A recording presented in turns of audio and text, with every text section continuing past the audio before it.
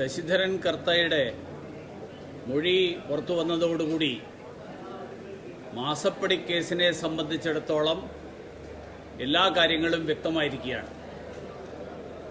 ശശിധരൻ കർത്ത പറഞ്ഞിരിക്കുന്നത് പിണറായി വിജയനുമായിട്ടുള്ള അടുപ്പത്തിൻ്റെ പേരിൽ നൽകിയിട്ടുള്ള പണമാണ്, അതല്ലാതെ വീണ വിജയൻ നൽകിയിട്ടുള്ള ഒരു സേവനത്തിൻ്റെയും പേരിലല്ല മാസം തോറും കരിമണൽ കമ്പനി വീണയുടെ അക്കൗണ്ടിലേക്ക് പണം നൽകിയിട്ടുള്ളത് എന്നാണ്. ഇനി ശ്രീമാൻ പിണറായി വിജയൻ വ്യക്തമാക്കേണ്ടത്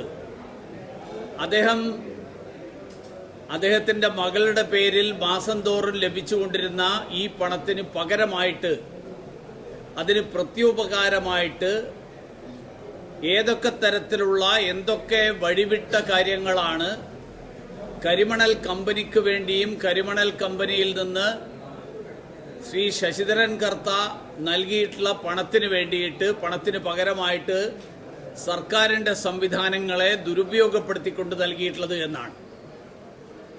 2024 നൽകിയ മൊഴിയാണ്, ഇഡിക്ക് നൽകിയ മൊഴിയാണ് ഇപ്പോൾ പുറത്തു വന്നിരിക്കുന്നത്.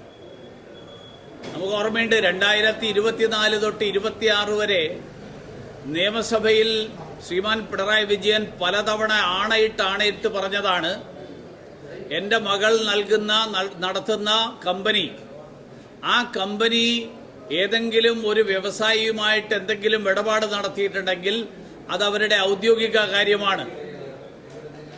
അങ്ങനെ ജനങ്ങളെ തെറ്റിദ്ധരിപ്പിക്കുന്ന പ്രസ്താവനകൾ, ആ പ്രസ്താവനകളാണ് നിയമസഭയുടെ വേദിയടക്കം ദുരുപയോഗപ്പെടുത്തിക്കൊണ്ട് ശ്രീമാൻ പിണറായി വിജയൻ നടത്തിയിട്ടുള്ളത്.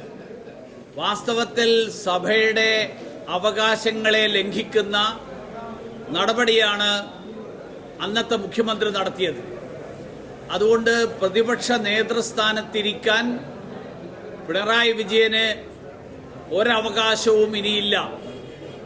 അദ്ദേഹം പ്രതിപക്ഷ നേതൃസ്ഥാനം ഒഴിയണം.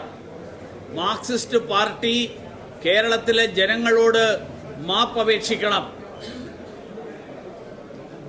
ഇതോടൊപ്പം മാസപ്പടി കരിമണൽ കമ്പനിയിൽ നിന്ന് വാങ്ങിയതിനെക്കുറിച്ചിട്ടുള്ള തെളിവുകൾ പുറത്തു വന്ന സാഹചര്യത്തിലാണ് ഈ പറഞ്ഞ അന്വേഷണങ്ങളൊക്കെ നടന്നിട്ടുള്ളത്.